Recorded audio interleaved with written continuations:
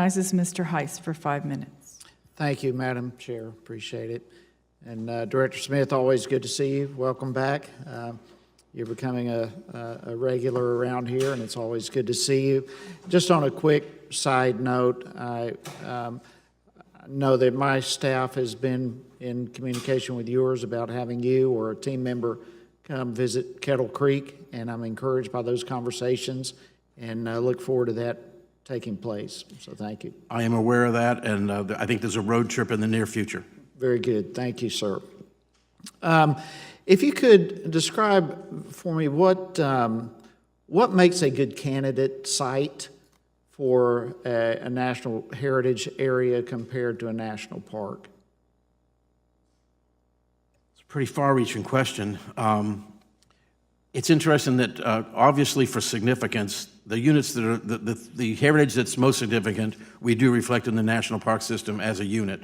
It's interesting that the heritage areas encompass larger areas, do not require land acquisition, do not affect property rights, but tell the story. And in a lot of these, they weave themselves, just as they do along the Erie Canal, through National Park Service sites that are along those areas. So I would never detract from the purposes of a national heritage area, because it is the alternative to Congress creating additional units in the national park system. But it has deviated from declaring a whole state a heritage area to declaring something very small as a heritage area. I am amazed by the Erie Canal. That stretch of that canal is an amazing corridor, and I see why the Congressman certainly supports it the way he does. But I may have not quite answered your question, but there is a difference, and there is a reason for these heritage areas. Okay, and the fact that the land acquisition, I mean, that in itself is a huge difference across the board.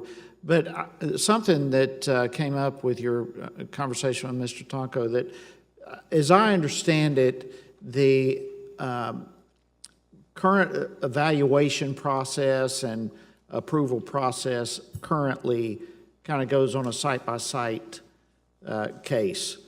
And you had mentioned having some sort of standardized case for both the evaluation and approval process. How would that make an impact? Starting from the feasibility of even considering a heritage area, through an evaluation process, through the way we track how money that we do grant to the heritage areas is spent, all of that being standardized from a programmatic view by an overreaching statute, rather than looking at each individual of these 55 heritage areas, would let us truly run our program in the same context of how we run our Rivers and Trails system program, the way we actually operate the national park system. It just would give a unity and a conformance of how everyone would approach these heritage areas, and it would make it much easier for us to manage. Unity, conformity, and I would think speed the process up too. In some ways, yes. It would be easy to come before Congress if we passed this legislation. It gives us the total framework. We wouldn't be me having to make the statements I'm making about originally it was 15 years and $10 million, and here today we're talking about extending 15 years, and we're talking about going to as much as $20 million. Congress needs to give us some parameters of where that really is going, and right now we don't have that. I think with an act that would be passed by the Congress and signed by the President could do that, and I know the Park Service from a programmatic view would like to have a statutory bill to do that.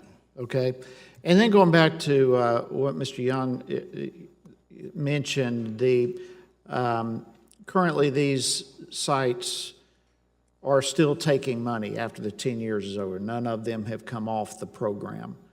That's pretty alarming. What is it going to take to kind of push them off the program to become self-sustaining? Quite straightforwardly, it would be for the appropriations committees to look closely at the original legislation and possibly not fund them. Right now, we fund them through appropriations language, and Congress has continued to do that. So it's the will of Congress to continue that rather than to follow the original authorizing legislation. Yeah, I get that, and there's no question we need to do that. But from a practical perspective with these heritage areas, are they ready to be self-sustaining? What's it going to take for them to be ready to sustain themselves? The case was made by the congressman in their comments. These areas have created a synergy in private-public partnership and in interest from localities that a city or a town or a county or a nonprofit, if we're talking about a 5-to-1 match, they ready. obviously can sustain themselves, but I nobody agree. wants to be weaned off the federal dollar. I agree. That's what I was wanting to see if you were on board. Thank you.